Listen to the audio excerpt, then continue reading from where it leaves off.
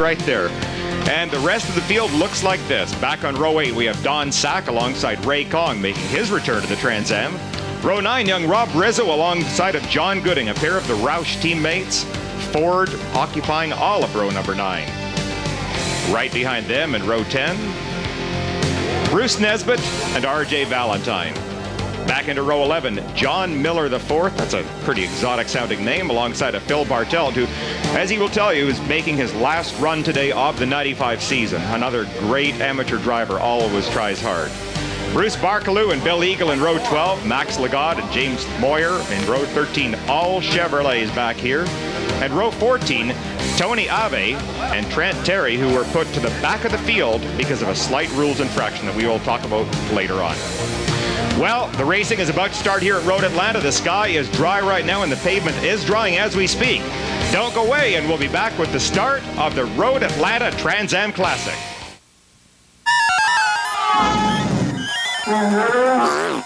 Hey, you always hear about what goes into oil. Well, I'm going to tell you what you'll get out of Kendall oil. One thing you'll get is an engine that lasts. And during the Kendall Twist and Shout sweepstakes, you can win a new ride and other cool prizes. Just buy a case of Kendall and check under the cap. There's 12 chances to win in every case. Hey, look, I won! I won! This is easier than winning races. Living out here where the gators are dinner isn't easy on a truck like me. So when I'm blue, I have an idea that works. I pour down a bottle of Berryman fuel injector cleaner. Wow! I feel friskier. And you'll feel it in your vehicle too. I gotta run! Berryman! Berryman! Feel it! The Ritz-Carlton, Amelia Island, where the time-honored traditions of a sporting vacation are only a short drive away. Experience unsurpassed amenities, uncompromised personal service, and the inspirational elegance and timeless beauty of our Grand Beach Resort. The Ritz-Carlton, Amelia Island, just minutes north of Jacksonville, Florida.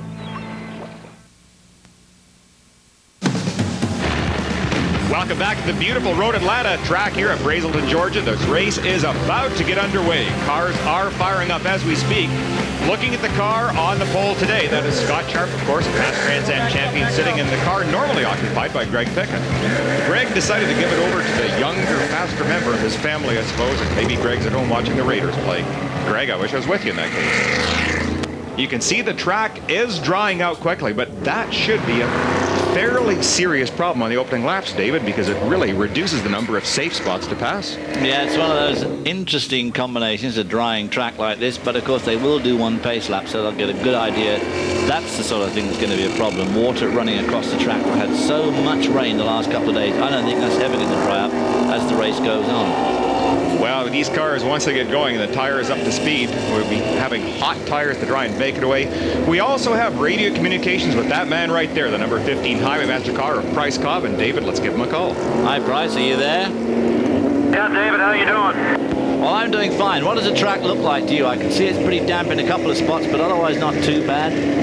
Yeah, honestly, it looks like on the line, except so far through just the apex of turn 1, we've got a dry line, Dave. The difficulty for all of us, though, is that I think there's only one car, if any, that have anything but brand new tires. It'll be tough to get them up on the first lap. Now, Price, you didn't qualify very well. The weather was all messed up over the weekend. You're back in 14th spot. It's going to be a bit of a struggle to get to the front, isn't it? Yeah, I'd like to think not, but I'd hazard a guess you're right. I'll just have to be real aggressive. Well, he can temper aggression with experience. Price, one of the most experienced drivers in this field, has had victories in virtually every type of car imaginable. So you couldn't put a better driver in that car right now. You see the windshield wiper in place. They all hope they are not going to be using those today. Highway Master car going around the track here, number 15 of Price Cobb. Yeah, he's slotted right in the middle of the field here. He's in 14th position, which is almost exactly the middle. He's got some pretty stiff competition inside it, in front of him. You can see there how the track pretty predominantly now is dry, and as he says, it'll soon really finish off drying out. But getting past people around here is not easy. You've got a couple of points on this track where you can really overtake. Other than that, it's all, you know, the cars use all the road up, and it's kind of hard to get around people. Yeah, I recall last year, for example, that the race leader, there's a nice shot of Price, and of course the winner back at Phoenix, the first race of the 95 Trans Am Series, and a really fine driver. So he is going to have his hands full, and as he just admitted that he too is concerned about trying to get these brand new tires to get some sort of temperature on this pace lap. Chris McClure, what do you think? I think that's exactly the case. 3 of the top 5 in the field have brand new tires, but Tommy Kendall and Ron Fellows have scrub tires. That may give them an early advantage. And as far as who's going to win this race, as we get a little bit of a sprinkle in the pit, I think Tommy Kendall is due and ready. Well, it appears there's one man that definitely has the odds stacked against him right now, and that's Tony Ave. He is off the track and stuck. Now, perhaps Tony was trying to warm up his tires with the combination of cold tires and dampness. He has spun someplace, so I'm sure the pace car will be doing one more lap to give him a chance to get Tony back onto the track and resume his position at the back of the field. Well, Tony Ave's day not going like it's supposed to at all. Pace car lights obviously still on at this stage, as he's going to have to go around again. We'll be on a full course and caution now while they get Tony Ave's car out of that ditch. This will work to everyone's advantage. They get one more lap to try and scrub their tires in, so we'll take this word for a commercial and be right back with the racing.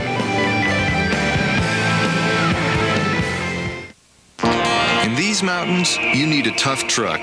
Dave Ashley, search and rescue volunteer. Trails, I tend to make my own. It's one torture test after another. But the people I'm looking for depend on someone to find them. Well, I depend on something too. My Ford F-Series. How do you learn a job like this? Let's just say I drive something tougher than a golf cart on the weekends. Ford F-Series. The best-selling trucks are built Ford tough.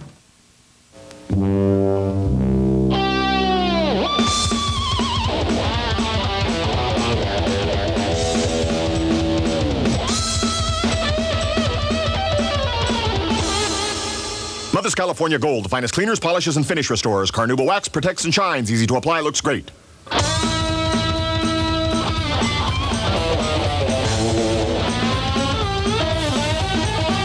California Gold, there's no shine like Mother's.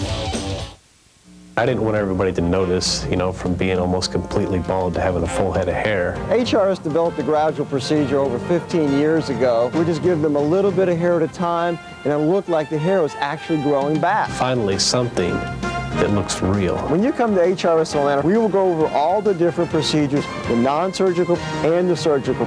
We will help you determine which procedure will actually be best for you.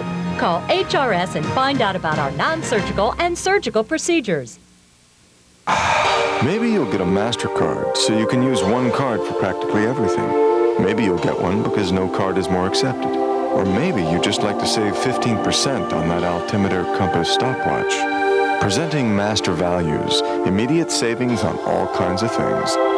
Because while MasterCard can make your life easier, saving around $1,000 on a Royal Caribbean cruise couldn't hurt. Look for your MasterCard invitation in the mail and apply today. Well, back at Road Atlanta just a moment ago, this is what happened. The wrecker was able to pull Tony Ave out of the mud, so he will rejoin at the back of the pack where he started, except this time he is at least a lap behind the field. Right now, let's go for a report down to Chris McClure. We're with Dan Banks talking to Tom Kendall right now, explaining what to do on the start coming back around. Danny, the skies are getting a little darker. How quickly would you pull the trigger on rain tires? Well, we sort of leave that up to Kendall. Depending on if there's standing water, we'll probably go to rains fairly quick. Right now, if there's a dry line, I think if all the cars stay in a row there, it'll dry it out pretty good. We'll just keep on dries. If it comes to a downpour, we'll try it. That's the story. We're just anticipating, but it is sprinkling just a little bit on the pits. Okay, David Hobbs, now it is showtime. Who do you pick to win? Well, based on the law of averages, I'm going to pick him, number 11, Tommy Kendall, because he is, with the way that qualifying went this weekend, he's in 4th spot. The main guy in front of him is Dorsey Schrader, who he's going to have a lot of difficulty getting around, but I think if he can get around him, he'll be home free. And Ron Fellows, in turn, has got to get around Tommy Kendall. So I'm going to go for Tommy Kendall. Time me one. Well, I'm going to go with the guy on the roll. I'm going to go with Ron Fellows because he has been just unbelievable of late, and I still have not seen any chinks in the armor. The car looks solid. The Will Moody preparation is always great, and I think Fellows is inspired. He can see the championship closer than it has ever been before. So, Ron, you're my man today. You can see they are just down through the dip, getting nicely lined up. The pace car does have the lights off at this point. We expect he will duck into pit lane as they come up over the top of that hill where David Hubbs left trails of rubber years ago, and glad that you're here with us. Left them. Sure did leave trails of rubber. Lots of smoke. You can see Scott Sharp on almost a little bumping there. Oh, there was a bump. Is that a little psychological game or intimidation maybe? It looks like he's under the throttle very early, Scott Sharp is, as they're coming down. No start. He was on the gas way too early. SCCA officials have deemed that was not close enough. But they do get a chance to warm up their tires. Now, each of these laps, by the way, is counting. So, although they are slow laps, the length of this race is being reduced every time around. They should try and make a reasonably quick lap around here to try and get their tires up to a temperature, maybe reform at the end of the back straight, and hope to do a cleaner start this time. One of the things they're going to have to put up with, there's mud on the track now because it rained so heavily on Friday and Saturday that you can see where the water's run across the track. It's dragged that Georgia clay, so they're going to have that to contend with. And as it dries out, that in turn, of course, will turn into fine dust, which gets on everything and tends to make the surface pretty slippery. Down here at turn 6 is one of the few places where the track looks extremely clean, and of course this is a place where we're going to see a lot of overtaking efforts, I think, coming into here because it's smooth, it's wide, and it's a good corner to outbrake people into. Yeah, that really does look good down there. The track appears in fine condition at this far end of the straight, and of course just around this corner is where Tony Ave spun. Let's get back down to Chris McClure. Well, during the races, Tom Ebersol handles Bill Saunders' car. Bill on the front row like he was at Portland. Was his approach and demeanor any different than then when it was a first? Absolutely, it was different at that time. Right now, he's pretty comfortable being up there. He knows all these guys, and he knows that he's supposed to follow Scott through the first corner. That's what he tried to do, but Scott wanted to run early. And he got boxed out by Dorsey, and then it really looked like the SCCA officials were on top of this thing, and they called it off. I let him run down through here, and then I told him that there was no green, so he didn't run over Scott. Okay, good luck to you. Have a good day. Tom Ebersol. He talks to Bill Saunders, who's more comfortable this time up front. Yeah, he appeared very comfortable. We saw him just before the start of the race in the Highwaymaster hospitality area for our ice cream, and he was quite confident. Hi, Price Cobb. Are you still there, Price? David, how you doing? Well, you're not doing very well so far, Price. You're 4 laps into this race and you haven't passed anybody yet. What's up? Hey, if I can't dazzle with footwork, it's got to be the other thing, huh? Well, good luck. You're coming down to my favorite spot, the dip at the end of the straight, so keep it on the straight and narrow there, and good luck, and I'll leave you alone now. You guys. Price Cobb in that other Highwaymaster car, the number 15 car, also looking forward to a really great race. Tim McAdam alongside number 28, World's Best Oil.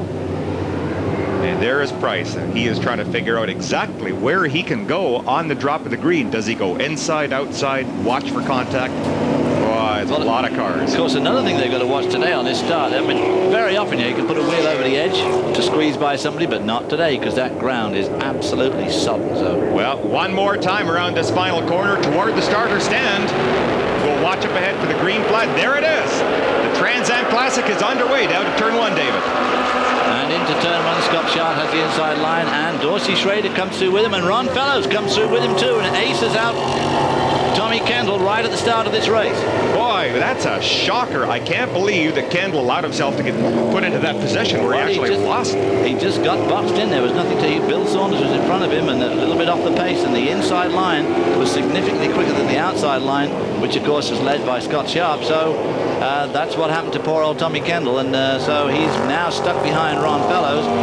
Hardly stuck behind Ron, of course. Don Sack already making a pit stop. It appears that they're working on the wiper motor, although why they're doing that, that's certain. Now look at Highwaymaster car up the outside. Dorsey Schrader and Ron Fellows both go by Bill Saunders. Fellows not content to let anybody get away at this point, almost touching Schrader. Now they're on the back straight, the fastest section of the course. Look at that red dust getting blown up already. And way in the background, it looked like Jamie Gallus almost trying to take Tom Kendall.